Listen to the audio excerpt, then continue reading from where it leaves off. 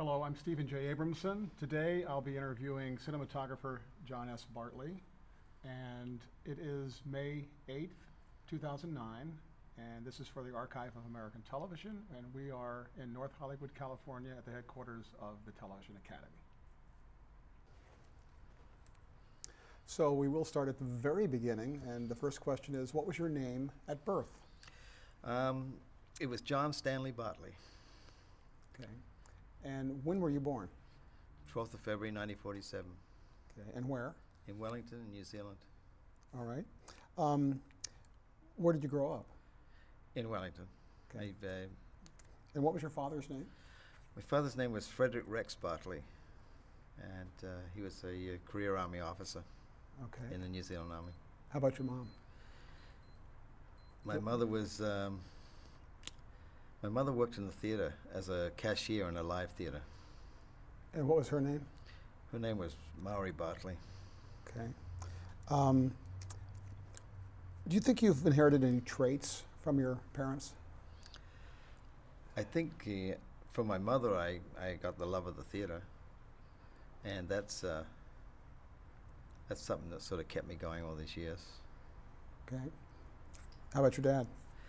My dad died when I was about 11 years old, and I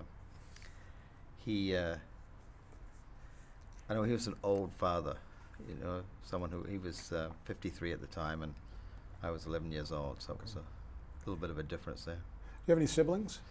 I had a brother who's passed away. What was his name? Neil. Okay. When you were growing up, did you have any interest, any hobbies? What did you like to do? I like photography. I was always interested in photography, but I think through my mother, I liked theater, and ever since I was 5 years old and sitting in the back of my mother's ticket office, and then as I got older, we'd be in the theater a lot, and we'd get to see the start of the show because my mother would go home at 9 o'clock when she'd cashed her stuff up, but then only on Saturdays did we get to see the whole show because we could stay later. Did you have when you were young, when you were a child actually, did you have an idea of what you wanted to be when you grew up? No idea at all. When did that kind of kick in? I'm not sure, because when I was in New Zealand, it took a long time for television to get to New Zealand because they couldn't decide on what format to use. So Australia got it first, and then New Zealand got it. So movies were the thing. I mean, I saw movies, Saturday afternoon matinees, a lot of British films, and then we go to movies in the evening too, because wasn't much else. And when television did come, it was one channel. Where did you go to school? I went to school at Scots College in Seatoun in Wellington, New Zealand. Did you have a special interest or track or a major? No. It was my father's school. He had been a charter pupil, and my brother and I had to go there. When was the first time you remember actually seeing television? A friend of mine's father was into electronics, and he had a little workshop, and he had turned an oscilloscope into a TV set. But I had seen them in the department stores downtown. And were you young? Were you a kid? I can't remember exactly, but yeah, probably. I remember my father had gone to Australia on a business trip, and he had seen television in Australia. And when he came back, he said he wouldn't have it in the house. So that was that. And then when my father passed away, my mother and my brother and we went out and we bought a TV set, but these three of us paid it off. It was one of those time payment things. Do you remember the first shows you saw, or the first experience you had watching anything on television that you liked? They were in black and white, and they were. I think the first one was sort of the I Love Lucy shows and various things like that. It didn't run it didn't start until like 5 o'clock at night, and then it finished at 10 or 11, and that was about it. But I always liked radio, you see, so I sometimes rather listen to the radio. You mentioned that you had an interest in photography. What did you do to? I mean, did you have a camera? Did you shoot things? Did you what kind of how did you sort of satisfy this interest? You know, I had friends who had dark rooms, and we sort of shared things because we couldn't afford. You know, it was expensive. It was an expensive hobby, so you sort of had to share it with other people. It wasn't something I could have on my own, you know. And putting pictures in for development, you didn't know how much it was going to cost, and didn't have much money.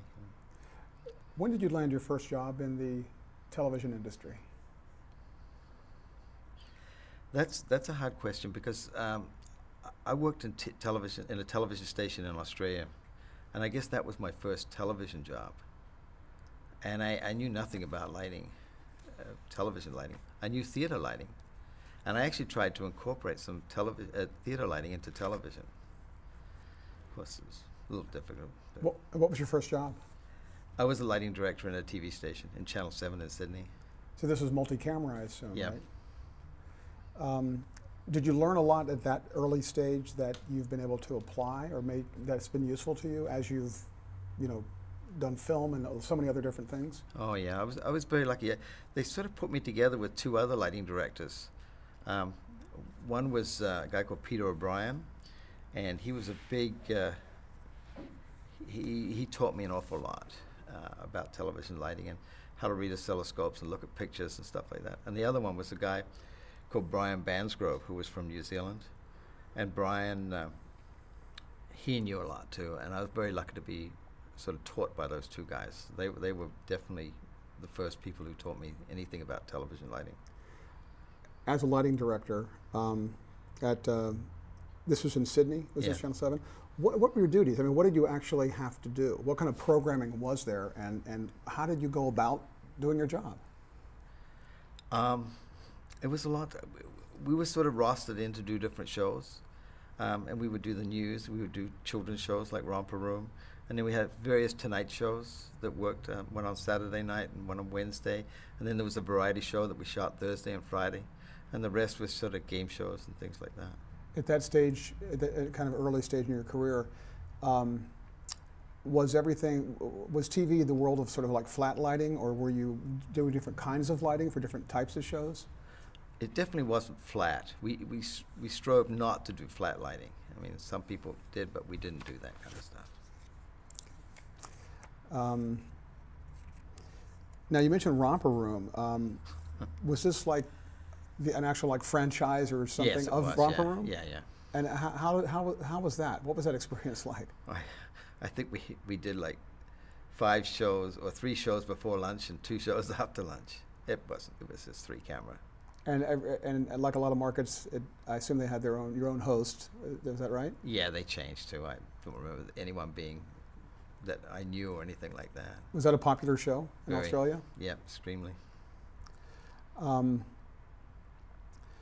For a television station, did you feel like at that stage? I mean, TV stations along a timeline have done less and less local programming. Most of them only do news, and some don't even do that. Did you feel like it was a kind of a wild world of programming when you started out in terms of what that station was doing?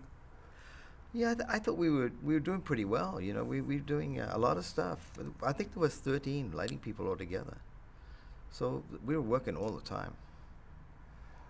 How did you end up coming to North America? I always wanted to. You know, I actually had a goal to go to New York, and I don't really know why, but it was a thing that New York was the place to go to, and I wanted to go. So I wanted to immigrate to the U.S. So I went to the U.S. Embassy in Sydney and was told that, forget it, it's not going to happen. So I got the map out, and I looked at the map, and the next place close to New York was Toronto, Canada. So I went to the Canadian Embassy. And that was a little rough. They weren't exactly open arms. You know, they don't like immigrants coming from countries that take immigrants, you know. But it took about 5 months, and finally I got the word that I could go. But I didn't know what I was going to. I sent letters to 2 TV stations in Toronto and got some good replies, you know, got 2 good replies. But when I got there, it wasn't quite like I expected. Well, so when you came over, I mean, it doesn't sound like you were required to have a job waiting for you. Is that? Or No. You didn't have to have a sponsor or anything? No, I didn't have to. Okay. So once you got here, you still had to land a job, right? Yeah. And what was that job? I started off with some sort of what they called manpower projects, which were cleaning parks and things like that. And then when that ran out, and it didn't last very long, I decided to go and talk to one of these TV stations. So I got in I made an appointment and went there, and I was told that I wasn't a member of the union, and they couldn't do anything for me. And I said, so where's the union? And I went down to they sent me down to the local IA office at 873, and I talked to a business agent there, and he said, well, I don't have anything for you. It's very quiet, summertime. But he said, I know someone who might, and he sent me to a company called William F. White, which was a motion picture rental company. So I went down there. William White was alive then, and he interviewed me, and he said, when can you start? I said, tomorrow. He said, fine, be here tomorrow. So that was the first real job I had in North America. And that was a union job? No, no? It was non-union. Oh, non-union, okay. Okay. Was this Canada or New York? This was in Canada. In Toronto? Yeah. Okay. So what was your first job as a gaffer? Oh, I can't really remember. You know, they sent me out on a lot of non-union stuff, and I would go out as a generator operator or as an electrician or some position, you know, crane operator. I got sent in various jobs. I don't really remember my first gaffing job. It might have been something for the CBC or something like that. What does a gaffer do? Does the lighting as directed by the director of photography or the cinematographer. By do the lighting, you mean like actually hangs instruments and things like that too? And under, you know, the cameraman tells him what the kind of thing he's looking for and what to do. How did you climb the ladder to being a DP, a director of photography? What is the kind of steps in terms of, you know, positions that to become a DP? You know, I think there's various ways, and each person has probably got a different story. They are either camera assistants, worked their way up to be operators and then directors of photography, or they were gaffers who became, because they ended up doing lighting for various people. There's no real way. I know some people who have just left film school and said, I'm a director of photography, and I think that's a great way of doing it too. Is the director of photography the top of the progression? I think so, yeah. Okay. What do you consider your big breakthrough? Big breakthrough? I think my big breakthrough was getting to work on X-Files and getting that job. You were a gaffer or a lighting technician for about 10 years before you became a DP, is that right? That's right. What was that, how did you make that transition after 10 years of working up to that level? It was a tough transition because I didn't really want to keep gaffing, and I had quite a few friends in the industry who were, you know, saying, come out and shoot this, and I ended up doing a lot of trailers and commercials and music videos in weekends. And it wasn't a hard transition really, but what I had to do is say, okay, no more gaffing jobs. And I did go and do a couple of features, and during that time I lost my commercial customers because I was gone for 6 months, and I tried to get them back when I was finished, but I think getting X-Files was still my biggest coup, so to speak. And we'll get to that in more detail. How would you describe I mean, what is the job of being a director of photography? What are your responsibilities? What does it encompass? You know, it's such a varied job because you really have so many people, so I wouldn't say under you, but working for you. And you have to coordinate them and get the most out of those people. From camera operators to focus pullers to second assistants to hair and makeup people who are basically, you know, working under the DP's direction. Well, from the experience you've had, as opposed to like a DP in sort of live television or that kind of thing, but like with film, what are the kinds of jobs that you do have to manage as a DP? The main thing is to keep the look of the show going, and that is the hardest part. Using the right film stocks or using the right camera equipment, and making sure that the lighting matches. Is there, who would you say is the key person that you would collaborate with in terms of sort of making that happen, in terms of what the look is of the show? Oh, the gaffer is very important, and the lighting equipment that he has to make it work. And in terms of the producing, the end of it, is it? Do you usually talk to the producers of the show or the director of the show or both of those people when you're kind of figuring out what a show's going to look like, especially if you're working on a pilot or something like that? I think you talk to the director, producers to some extent. You ask them what they're looking for and what they're thinking about. The look of a show and look of a pilot. I'm not sure the pilot always ends up being the actual look of the show. It's interesting to see how some very successful shows have started off with a pilot, and then by the time they've got up and running, they have a different look to them. When you approach a day, when you go to work in the morning to do your job as a DP, how do you know how to light something? How to get that look? Is it sort of instinct? Is it intuitive? Is it technical? Is it all of those things? It's instinct a lot. I just look for something that's interesting and works out, and I just try for every scene to be better and have a better look to it. Is it a good thing to really know what the story's about and what the scene's about, and does that help to inform you in terms of what you do? Yes. And you have to look for things that are key story points. You got to make sure that are in there, So you have to look at the script and make sure you catch those key points. It's very easy to miss them. Now, what is the difference between a cinematographer and a director of photography? There's no difference. Oh, okay. I didn't know if one was a title and the other is more of a function, but okay. I think cinematography is a bit more of a European title, maybe. You did a show called Beyond the Stars. As a, was that your first job as a DP? That was my first feature, yeah. Okay. How did that come about? I got a phone call from a director who said, I'm interested in talking to you and interested in seeing some of your work. Do you have a reel? And I said, I don't have a reel, but I have a bunch of tapes. So he said, well, how do I get to see these? And I said, well, look, I'll come down to your hotel room. And he didn't have a 3/4 inch machine, and I had most of my stuff on 3/4 inch tapes.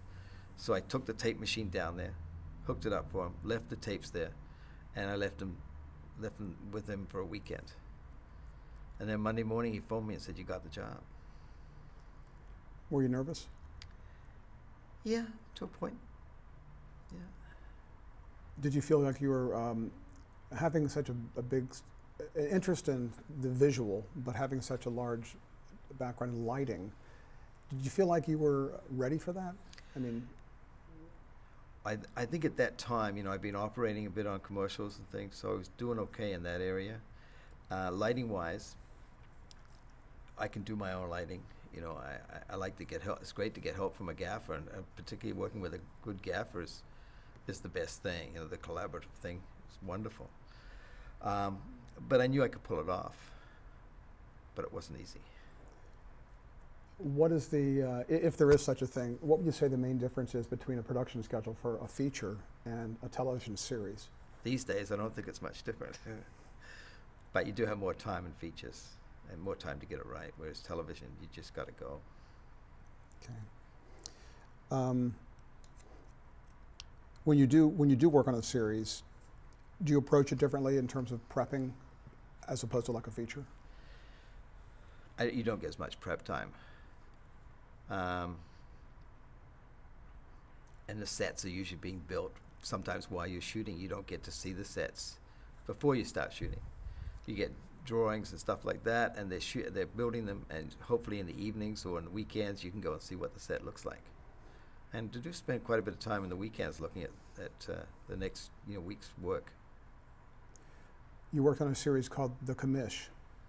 What was your job on that show? I was the director of photography, and I did the whole time. I didn't alternate. So you were it, right? Yeah. How was that experience? That show had a lot of popularity and lasted a few years. It was a 16mm show, and I used 2 film stocks, or 4 film stocks with Kodak and Fuji combination. And I learned a lot about that, and I learned a lot about the colors of sets. I think we repainted those sets about 4 times, trying to get them right. How did you feel about using 16 in television when 35 was the standard for so long, but a lot of shows were going to 16 for economic reasons? Yeah. I don't mind 16. You know, I experimented to try and make it as good as I could. You know, I went to use the 35mm lenses in place of 60mm lenses. I tried just to try to make it better. You know. Okay. And what was the commission about, just briefly? What was sort of the premise? It was a story. This guy was a police commissioner, and he liked to solve his own murders, and it included his family life. And it was a fair bit of comedy in it. When you make a choice to use different kinds of film stocks, what's the impetus behind that? I mean, what leads you to the decision to try out film stocks and then decide on a certain one? I guess you're looking for a particular. I'm looking for a particular look, so I try the different stocks and I just experiment with them. You know, I try and do tests as much as you can, and then sometimes test as we're shooting. How do they vary? I mean, what is it that some film stocks do that others don't do? Does it have to do with the resolution or the tone of the color, or what are some of the things that differ from one stock to another? I think some are more saturated than others, and some give you a much better black than others. Color saturation is an important thing, and then it's really down to the locations you're at and what level you want to shoot at. When you're choosing a stock for a television show, do you judge it based on how it will look finally when it's on a screen like a TV, or are you judging it on criteria that really doesn't have to do with the fact that it'll be seen on a TV? No, I'm thinking about it going on TV, making sure it works.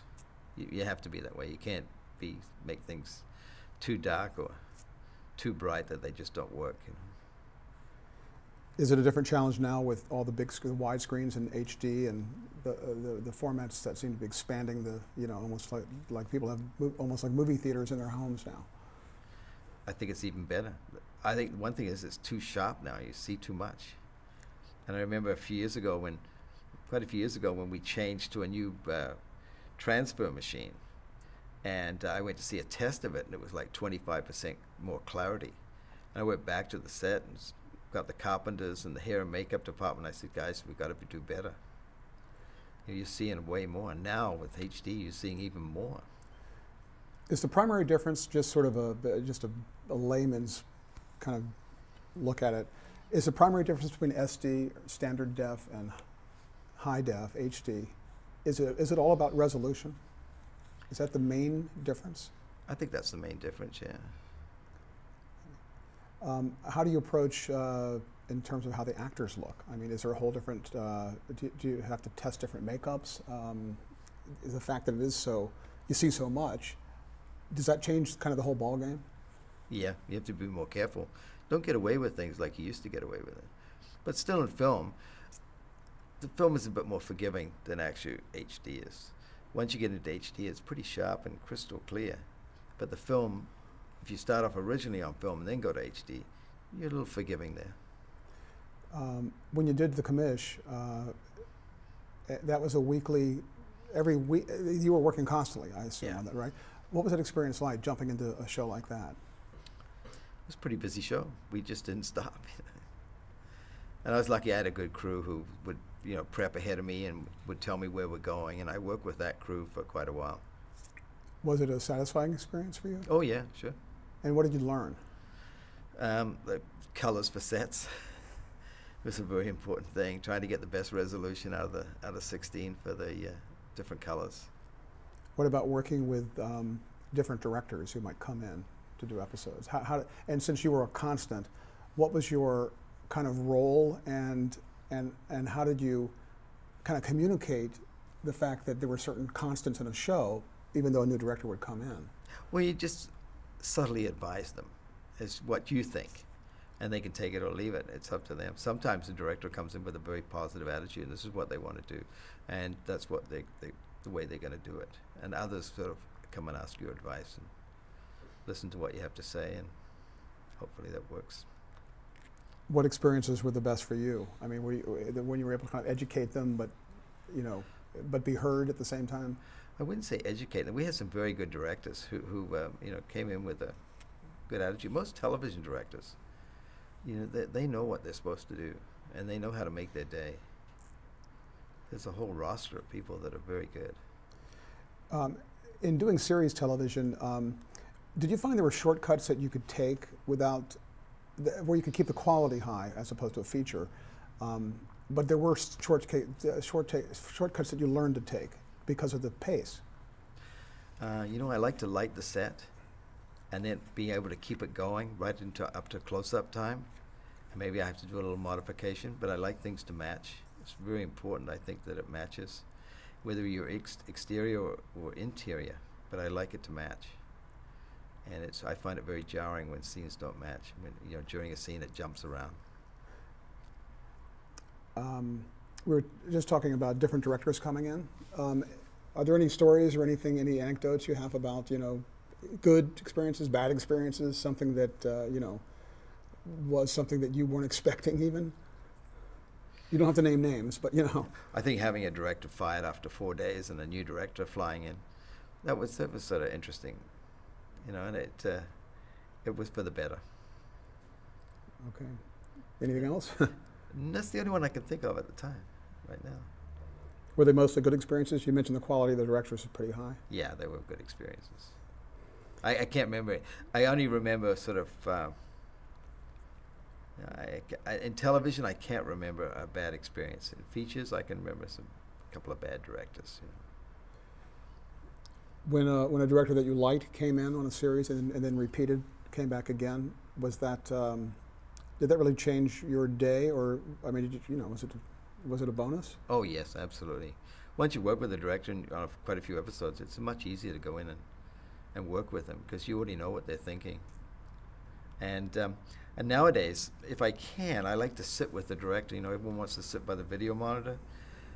The directors I'm working with these days, they don't like to sit by the video monitor that much. They like to go in with small monitors and sit close to the camera, and I like that. And I like to sit behind them and look at the pictures and be able to talk to them. So they'll carry like a wireless monitor or something like that? Okay. In terms of how it actually happens when you're doing a episodic series, is there one big meeting where all the departments meet, and then can you get with the director later to kind of get into more details about how you two will work together, or how does it work in terms of that? There's usually there is one big production meeting, and that for some of us, I wouldn't say it's a waste of time, but we've already discussed a lot of things. And then either before that or after that, I have sat with the director maybe for a couple hours, and we've gone through the script together, talking about different scenes that matter.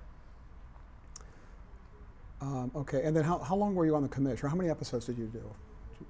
I think I did 2 years of the commish. Okay. And when you left, were you looking for new challenges, or what took you, because the show lasted more than 2 years, didn't it? Yeah. Yes, it did. I can't remember how many years it actually went for, but in between the hiatus, I got to work on X-Files, so I left the commission to go to X-Files, which was actually just the next stage over. Well, that's convenient. Well, it ended up being the next stage over. Initially it wasn't, but we ended up shooting side by side. So you didn't have to fly over an ocean to get to the next show. No. How was it working with professionally with Michael Chiklis? It's wonderful. It's I thought Michael was great. He was coming in there and he was in every scene. It was very tiring for him. He was the mainstay of that whole series. And I think everything Michael does now, he's like the main person. He works very hard.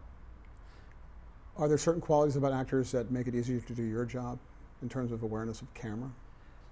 Awareness of camera and awareness of lighting. It's actually interesting to watch some actresses who are very aware of what the lighting is, and they'll play that lighting. And then there's others that have no idea. Is it also sometimes more of a challenge because they can be very demanding about, like, I mean, some actors, it's kind of they know what looks best for them, and they may be more unyielding about suggestions. Have you had experienced that at all? I have when I have said something, they said, I don't want to look that good. I go, okay. Well, that's an interesting take on that. Yeah. What about the opposite? I want to look better. I haven't really had that. Very lucky that most of the actresses and actors I work with have a lot of confidence in me and seem to think that whatever I do is going to be fine. It's a nice position to be in, actually. It's better than the other position. Typically on a series, would a DP get a job to work on the entire series, or would a DP possibly jump from show to show like directors do sometimes? I did the first few episodes of Early Edition, and that was an idea that Michael Dinner had for the first season, or first 12 episodes, to have 4 different DPs. And he felt that he could get a higher quality of person to watch, to work on the show by doing it that way. And it was kind of interesting. It was, I thought it was a good idea, and it was great for me because I really didn't want to I didn't want to get into another series. So to go in and do 3 episodes was just perfect. Because of the fact that there were rotating DPs, were you allowed to bring something to the series while still maintaining a kind of consistency? Yeah. Oh yeah, always. How did that work? I mean, how does that work that obviously there's a look to a show, but yet you can kind of bring your own sort of take? Well, I think you can always put something in. You do have to keep the look going, and it has to be the look they want, because if a series is going to go for quite a while, and they should look pretty consistent. When you left the commish, how did you find work? I mean, how did work come to you? Oh, I had a job, that's why I left. I was offered the X-Files, so I left. So I had a job to go, even though it was it was only a 12-episode pickup, but it was fine. I thought 12 episodes, that's fine, absolutely great. So one of the things I like about this industry is not knowing what's next. Some people want the long-term job. I ran into someone who has just done 15 years on a series, and I thought that's very commendable. It's wonderful to have a 15-year job. I couldn't deal with that. I don't like being in one place too long. So the X-Files, the commish was a pretty high-profile show, and that it was a popular show and everything. You said you looked at the X-Files as kind of your break. Why do you say that? I think X-Files kind of got me noticed by the rest of the industry. And I don't think that it took a few years to do that. Like the first year wasn't exactly, we were on Fox, which was a small network. Not many people were watching. There were people out there who were, some people were seeing it, but it wasn't on a major network. X-Files started in, was the early 90s, right? Kind of early to mid 90s. You were doing television movies too, weren't you, quite a bit? Yes. Yeah. Was that a juggle, or were they, did they kind of come one at a time? And how did you fit that all in? I would say I'm lucky that things work out. Sometimes I have missed out on things that I wanted to do, but it's just the way it goes, I get what you say about being able to experience different kinds of jobs, because it really makes life sort of interesting and not knowing what's coming up. But what genre have you most preferred? Have you enjoyed episodic series, or television movies, or feature films, or music videos? What have you liked to do the most? I like to do the most. I like it all, but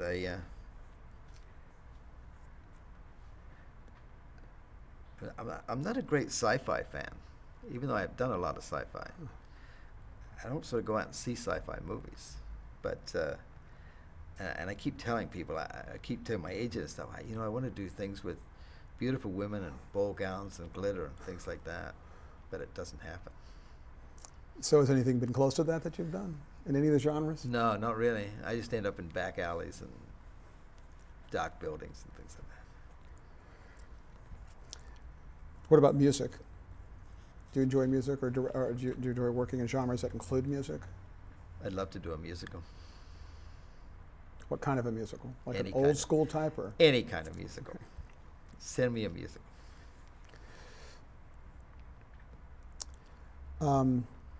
Television movies compared to features. What's the primary difference for you? Just schedule mostly.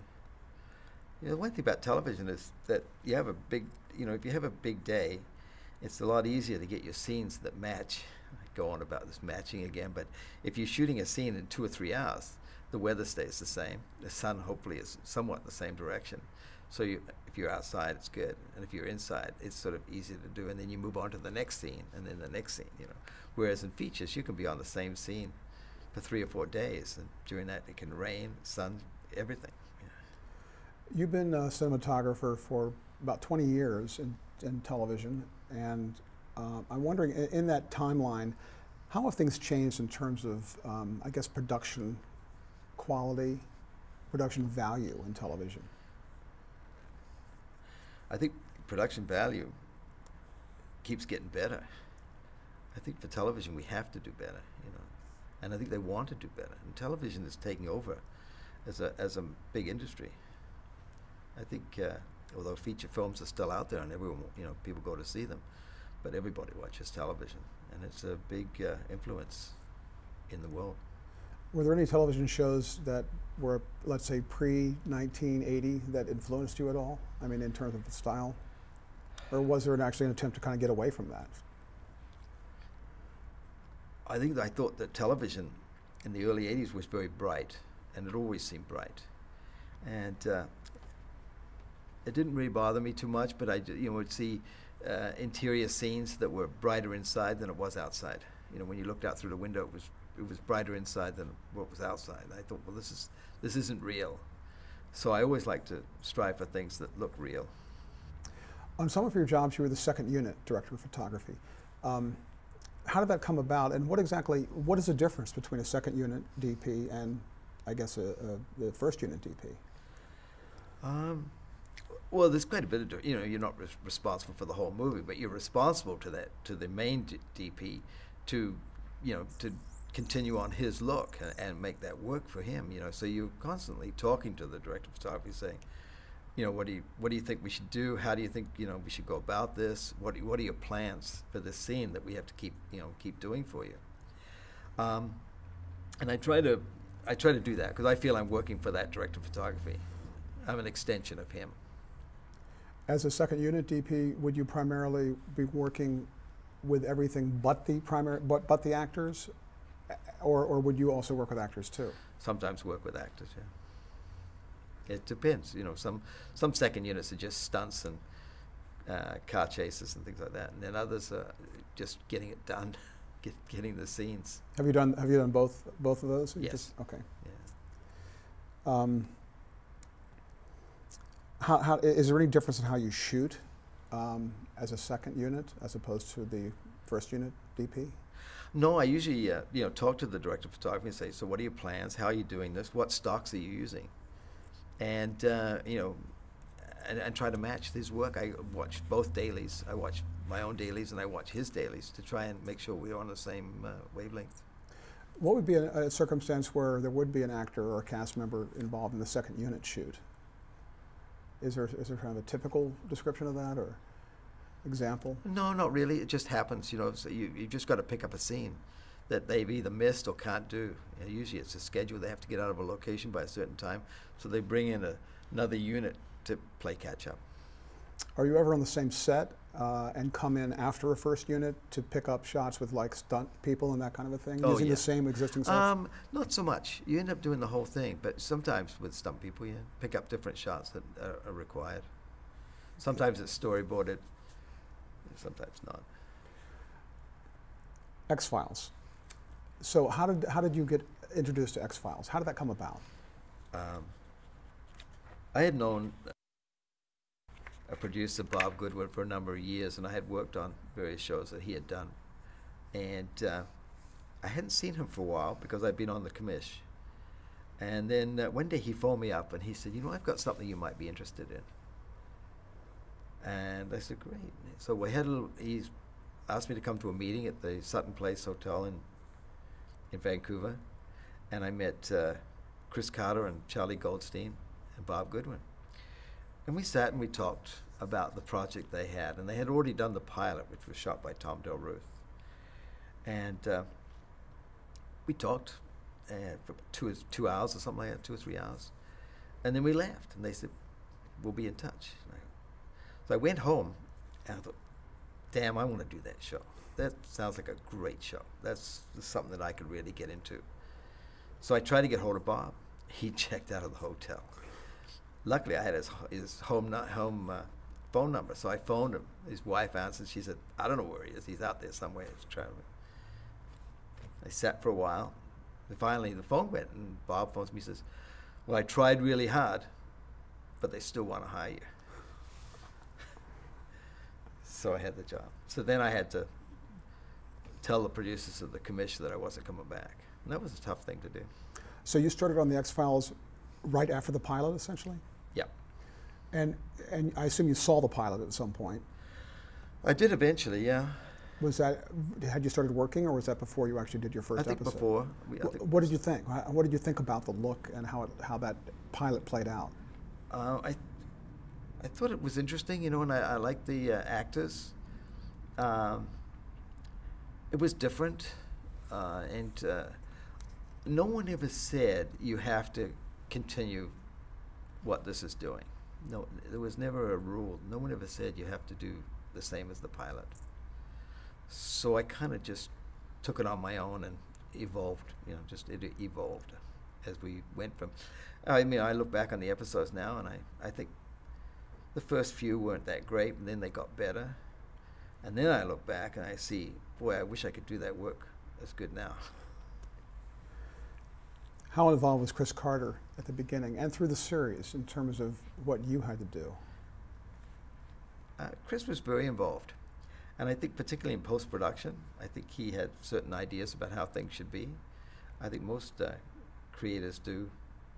You know, they have a vision for the show, and we try to fulfill that vision, and I think they get involved, and you just try and do the best work you can for them.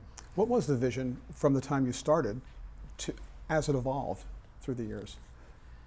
On X-Files. I think as one director said to me, there's a difference between darkness and blackness. And I said, yeah, I understand that one. And it's true. You can't have something so dark that you don't see what's going on. You have to have an idea, you know, what is happening in the scene. And the story, it has to fit the story. You can't just have something so dark that you can't see where the hell they are or anything like that. And I think I just tried different things. Always tried different looks. We always got new equipment. Anything new that came out in the industry, my gaffer said, hey, come and look at this. I got this light.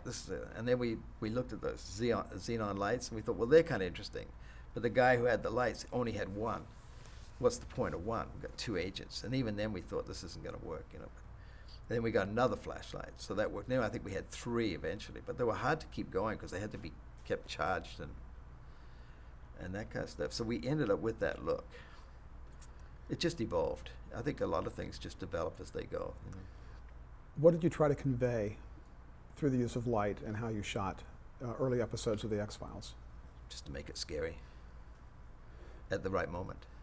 Were there times where how you shot it actually became part of the story, if that makes sense? I mean, there were things that you either conceal or reveal by how you lit them. Oh yeah. That actually worked into the story. Yeah, absolutely. What kinds of things? Just things as the camera told the story about coming around, finding somebody at the right moment, or just being there, you know, and having them there either lit or not lit, or just seeing a silhouette. Just tried to hide the things you don't want to see and show the things you do want to see.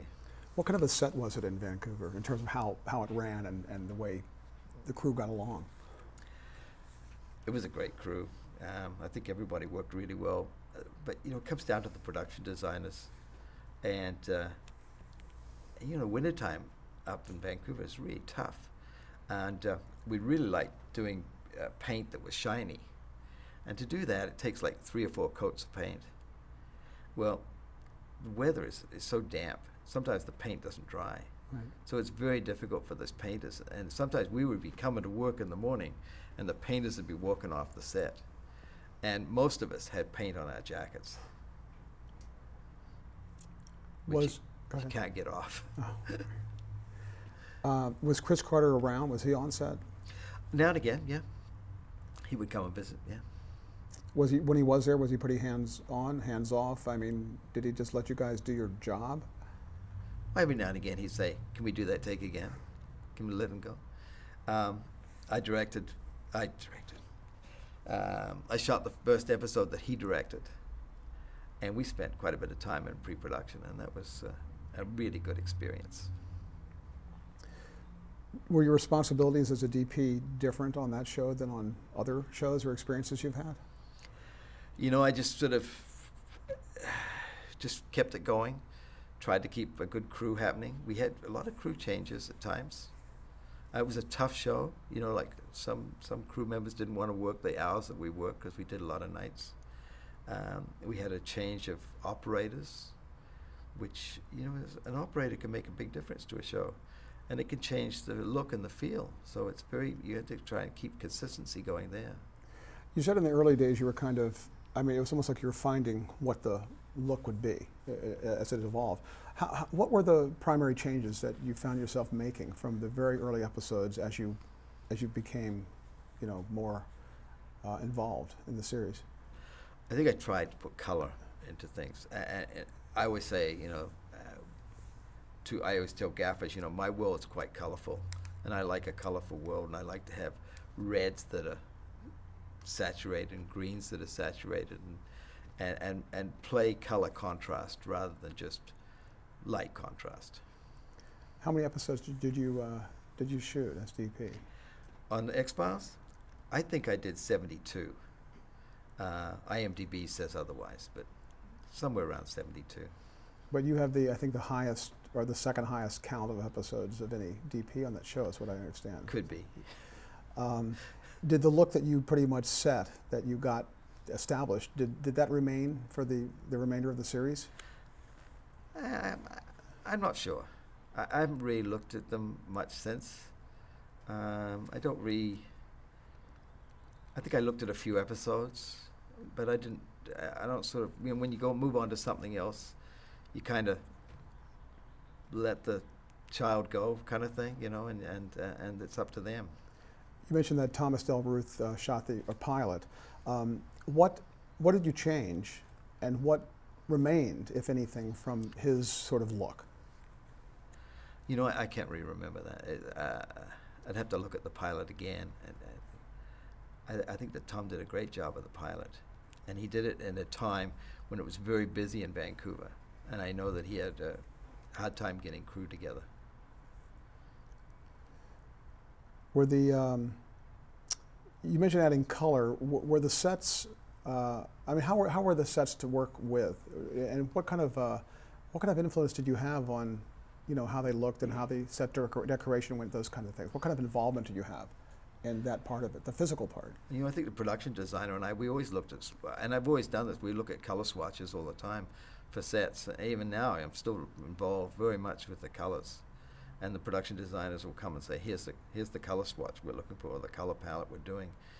And, you know, sometimes you show it to the director, sometimes you show it to the executive producer and say, are you happy with this? And they'll say yes or no, or can we do something better or different or something like that. Did the color scheme, did that extend to the wardrobe? I mean, to actually the color of the costumes that the actors wore? Yeah. I think that's a really important thing. And so that involved you know, basically communicating with the wardrobe department, or how did that work? We try to as much as possible. But you know, in television, it works so fast that the wardrobe guys are out there, wardrobe designers out there trying to get stuff together and either buying it or having it made. If they're having it made, then they'll bring stuff to you and say, this is what we're having made. This is the costumes that are going. What do you think of this color? Do you want this darker, lighter, or, you know,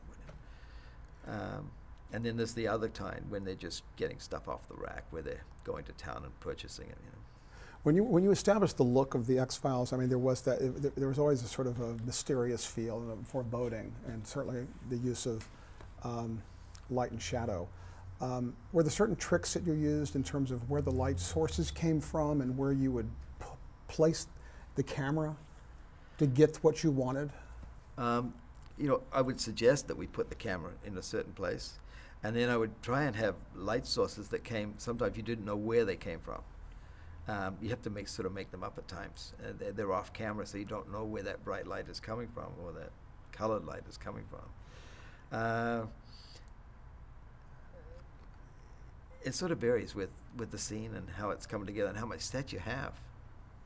Sometimes you don't have much set to make it work, but. Well, a lot of times, you know, a DP or a lighting designer would, you know, using a practical source here. You know, it's obviously like a lamp's outside a window, and you're going to have a source coming from that. Did you also use unconventional sources so that it's kind of added to the mystery? Oh yeah. And sometimes people would say to me, "So what's out that bright window?" And I go, "I have no idea." You know. Well, sometimes they say, "So what's around that corner?" I go, "Who knows? Aliens, maybe." You know. But that certainly added, didn't it? To It the, did, yeah.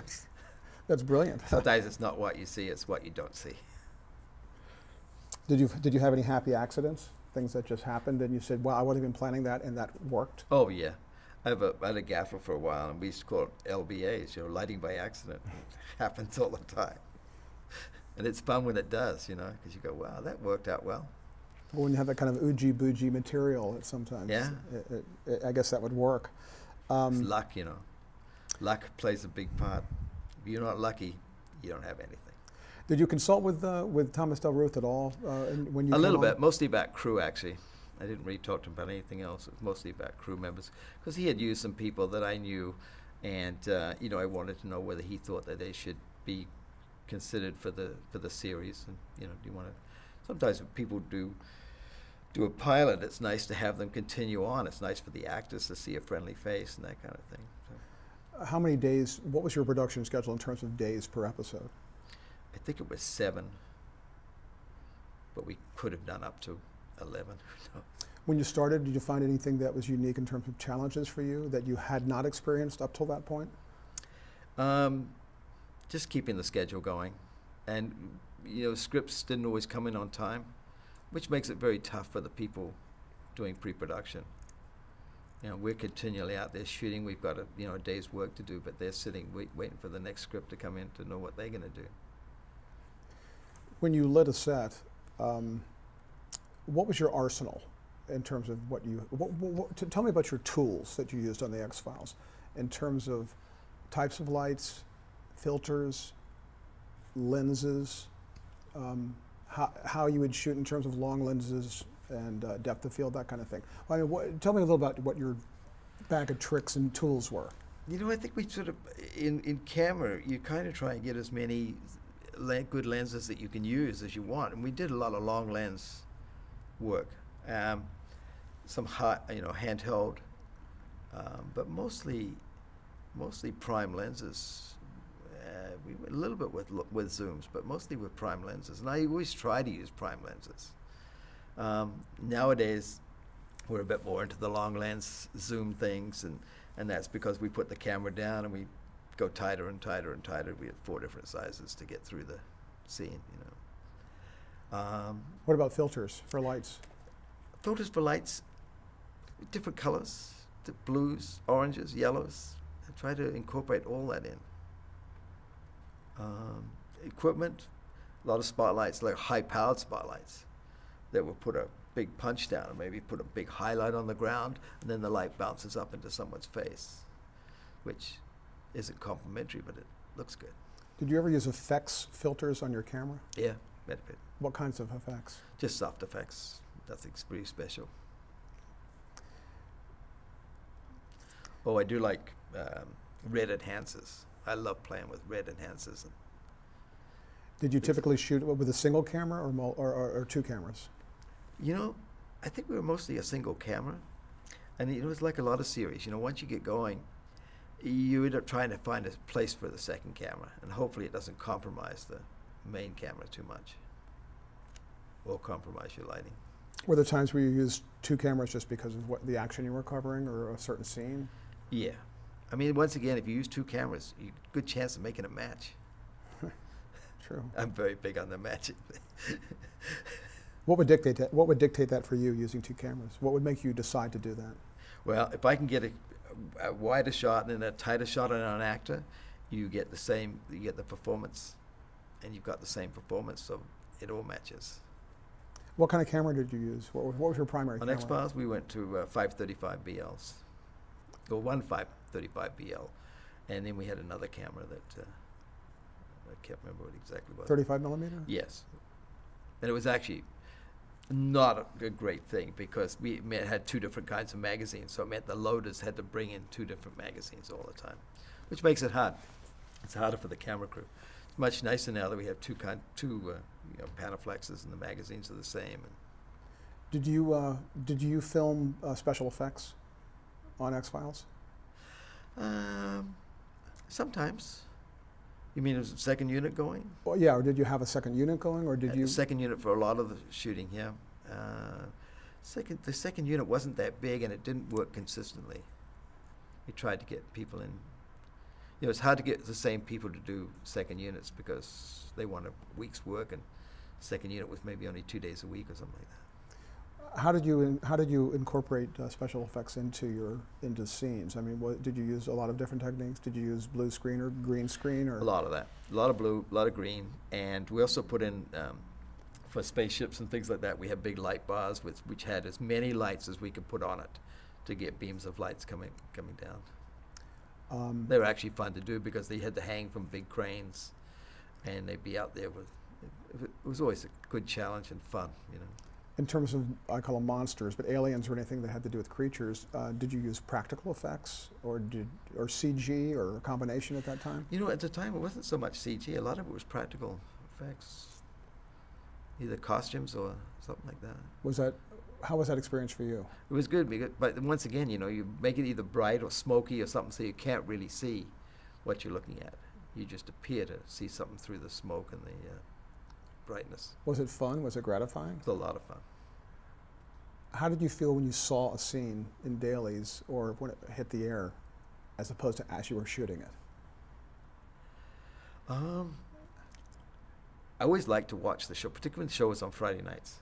I loved to watch the show on Friday night. And then I'd go home and I'd have it recorded with the commercials in, because I like to see how the different acts blended with the commercials. And then we always got to see the show as a complete thing, complete entity, but I like to see how the commercials work. And then I go online and watch the people who had seen the episode, their reaction. It was very interesting to watch that, to see that. When you shot certain scenes, did you vary the speed, you know, the frame count, that kind of type of thing, either to achieve certain effects, whether it's slow-mo or? A little bit, but not so much. Yeah, we would a little bit, yeah. Anything out of the ordinary, or pretty much just, I mean, it wasn't a primary tool that you would use? No, not that much, no. Okay. When you get slow motion, you start to see too much.